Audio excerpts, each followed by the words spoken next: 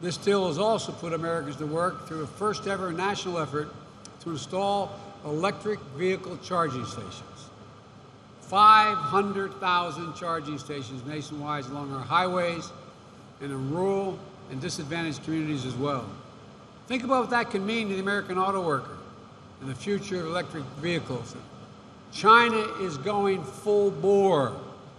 We're providing more electric vehicles than any nation in the world. You know, it used to be, when I first got to the United States Senate, actually in the 60s, when I was getting out of late 60s, getting out of law school, what happened?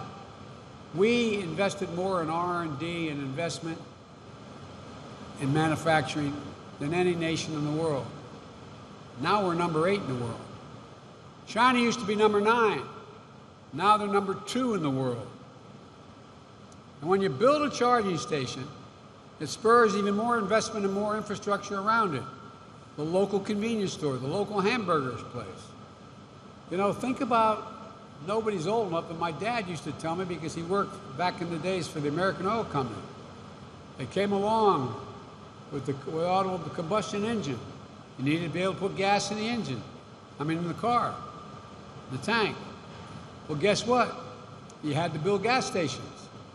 One of my dad's jobs, my grandpa Biden's jobs, was to go from city to city, convincing them it was okay to bury these great big tanks with gasoline in them. And entire communities grew up around it. Well, this is exactly what we have to do with regard to electric vehicles. This deal is also going to help our cities, our towns, our school districts deploy electric buses. 35,000 electric school buses are accounted for. And there are about 475,000 school buses in this country.